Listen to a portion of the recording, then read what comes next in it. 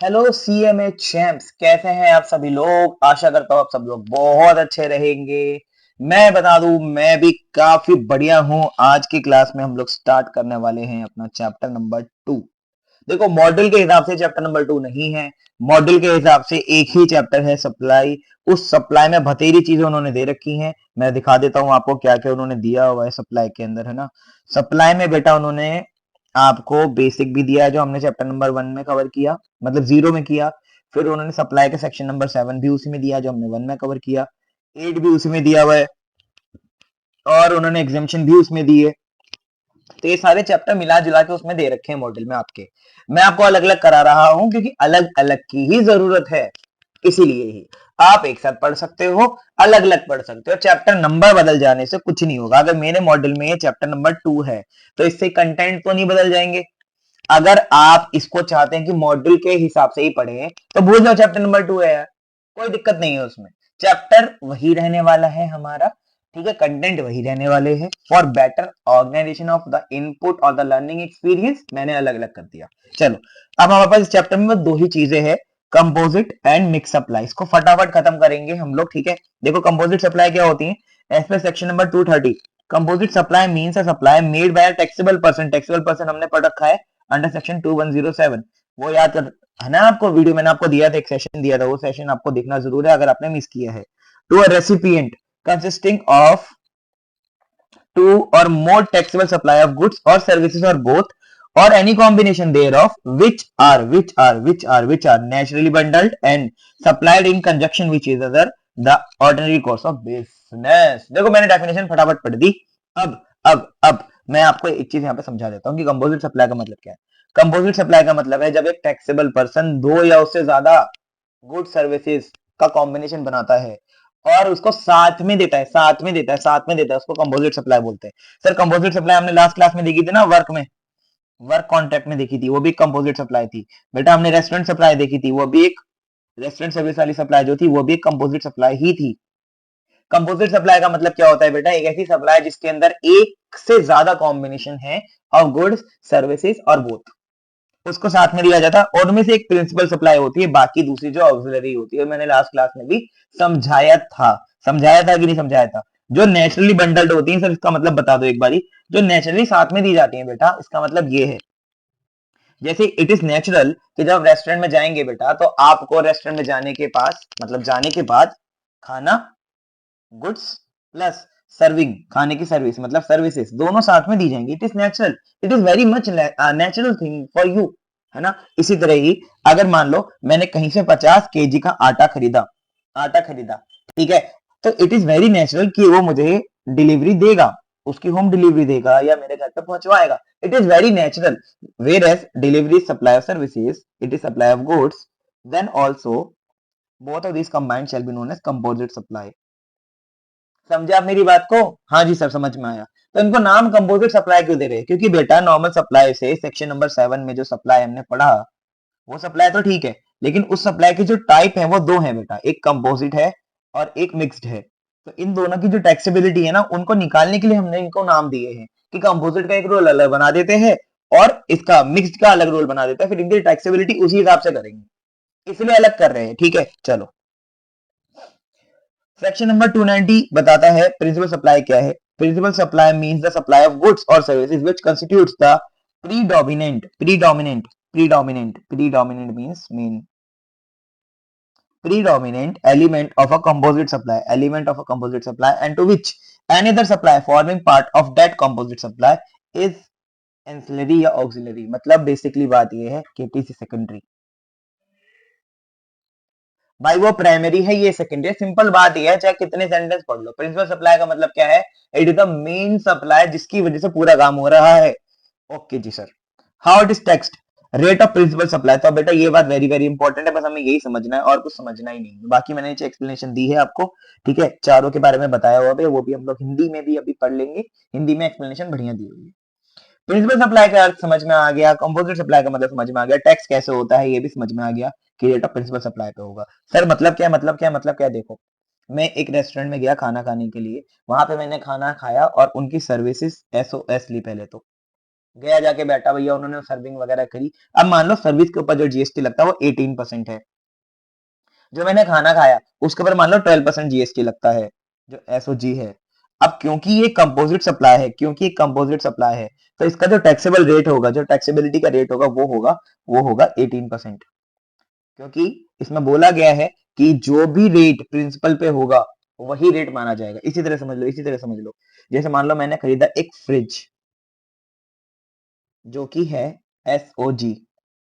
अब इसे डिलीवरी करवाया दुकान वाले ने, तो वो हो गया मेरा कंपोजिट सप्लाई, क्योंकि एसओजी प्लस एसओएस हो गया, डिलीवरी तो एसओएस होता है। एसओजी क्यों लिख दिया मैंने यहाँ पे, एसओएस होता है। अब समझ लो फ्रिज के ऊपर मेरा जीएसटी का जो रेट है वो 28% है, अगर मान लो एग्जाम्पल के लिए 28% है, और डिलीवरी पे 18% है, तो इसके अंदर जो मेरा रेट आएगा वही 28% आएगा। सर ये क्या हमेशा ज्यादा होगा? नहीं बेटा, जो प्रिंसिपल पे होगा ना बेटा वही रेट लगेगा। अगर प्रिंसिपल पे रेट कम है और ऑक्सिलरी पे ज्यादा है या एंसिलरी पे ज्यादा है, तो बेटा वो रेट को हम लोग इग्नोर करके प्रिंसिपल वाली को ही लेंगे।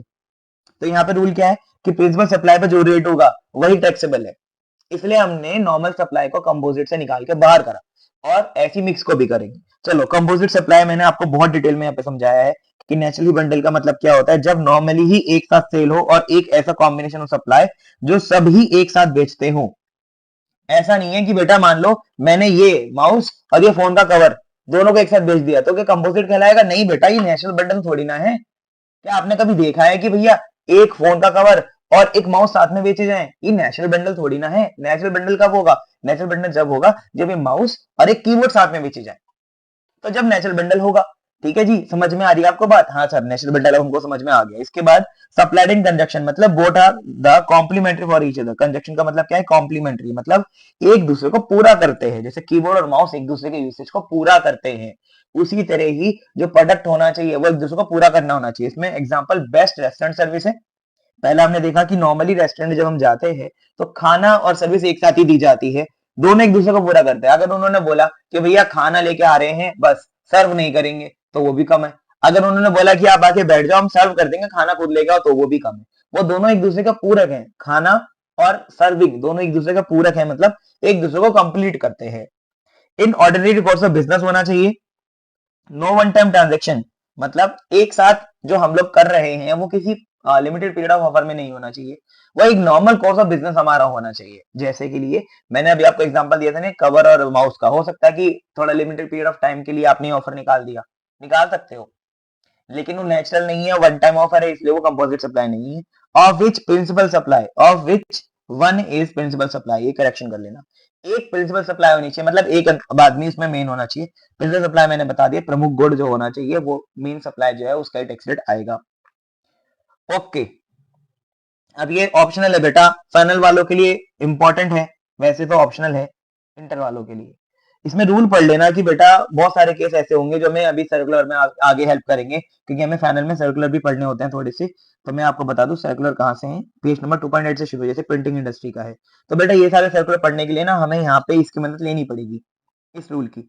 तो अभी के लिए मैं इसको कवर नहीं कर रहा, जब हम सर्कुलर करेंगे ना जब कवर कर लेंगे इसको।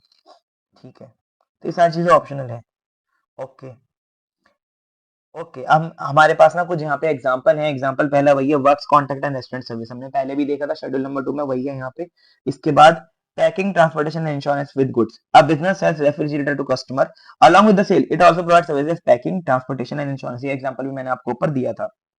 Hotel stay combined with free meals, अगर आप किसी होटल में रुके हैं ठहरे हैं कभी, तो आपको पता होगा वहां पे भी आपको फ्री मील मिलते हैं, तो वो भी कंपोजिट सप्लाई, क्योंकि जनरली लोग ऐसा करते ही करते हैं। Conference packages 5-star hotel, मतलब company books a 5-star hotel for conference of 100 delegates on a lump sum package that includes the following। तो बेटा जनरली ऐसा होता है कि क्या करा हमने, एक रूम बुक किया। रूम बुक किया तो हमने क्या किया बेटा, उसके अंदर खाना पानी सब कुछ इंक्लूड किया, क्योंकि हमने पूरा पैकेज लिया लमसम वाला। तो नेचुरल बंडल है, नॉर्मल भी होता है, कंपोजिट सप्लाई है। जो भी प्रिंसिपल सप्लाई है यहाँ पे उसका रेट ही एप्लीकेबल होगा। सारे खानों पे तो अलग अलग रेट हो सकता है, जैसे अकोमोडेशन का रेट 28%, ब्रेकफास्ट का रेट 12%, इसका रेट 15%। 15% तो होता ही नहीं रेट यार, मैं फ्लो में निकल जाता हूँ कभी कभी, कोई बात नहीं। 12 हो गया, यहाँ पे ले लेते 18%, यहाँ पे हो गया मान लो इसका 0%, यहाँ पे हो गया 5%। तो बेटा मल्टीपल रेट हो सकता है, जैसे फॉर एग्जांपल मैंने आपको दिया, इनमें से प्रिंसिपल सप्लाई वाला रेट उठाना है आपको, और प्रिंसिपल सप्लाई वाला रेट उठा के उसके बाद टैक्सेबिलिटी लगा देना। ठीक है, ओके। यहाँ पे ऊपर वाले केस में क्या थी, जब हमने मतलब एक होटल बुक किया तो यहाँ पे प्रिंसिपल सप्लाई क्या थी, कन्वेक्शन और कॉन्फ्रेंस सर्विस। ठीक है, मेन हमारा बुकिंग था ना, कंपटीशन था, इसलिए उसको ही मानेंगे। हमने बेटा यहाँ पे कवर किया बहुत अच्छी तरीके से कंपोजिट सप्लाई। कोई दिक्कत दुविधा परेशानी तो आपको नहीं होगी। कंपोजिट सप्लाई इतना बड़ा है भी नहीं टॉपिक जिसमें हम लोग टाइम वेस्ट करें, इसलिए मैंने यहाँ पे आपको फटाफट से समझा दिया।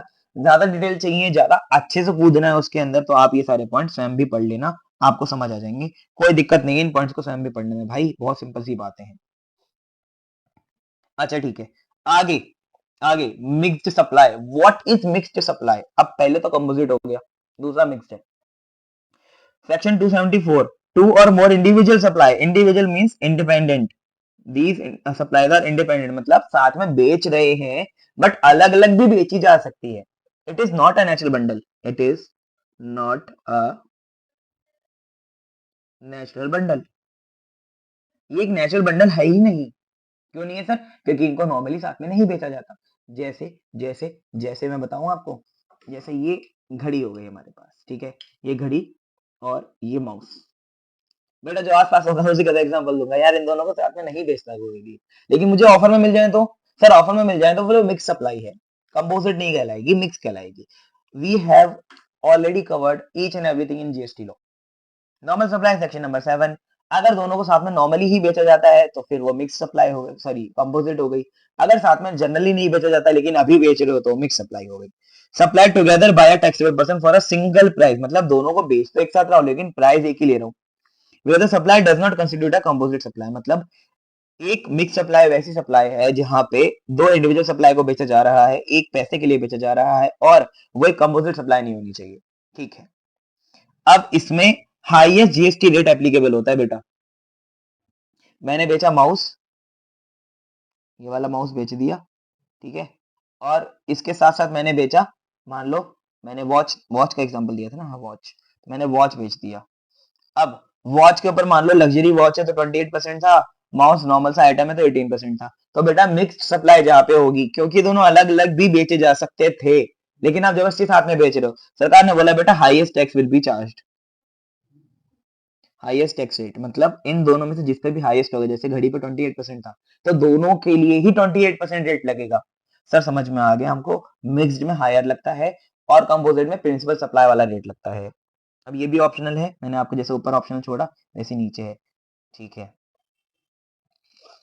एग्जाम्पल भी हम लोग यहाँ पे दे सकते हैं आपको, बहुत सारे एग्जाम्पल। एग्जाम्पल ये रहे, luxury gift package, canned food, sweet and beverages. जैसे आप देखते हैं ना होली दिवाली पे हमारे पास मिठाई के डब्बे आते हैं जिसके अंदर मल्टीपल तरीके की मिठाइयां होती हैं पैक। अब हर मिठाई का अलग जीएसटी रेट है, अगर मान लो तो वो एक डब्बे में रखे गए, तो जिस मिठाई पे भी हाईएस्ट रेट होगा वो पूरे डब्बे पे अप्लाई होगा। इसमें कैंड फूड आ गया, स्वीट्स आ गई, चॉकलेट्स आ गई। एक डेयरी मिल्क का डब्बा आता है ना, इसमें बहुत सारी चॉकलेट होती है अलग अलग, जेम्स का पैकेट होता है एक।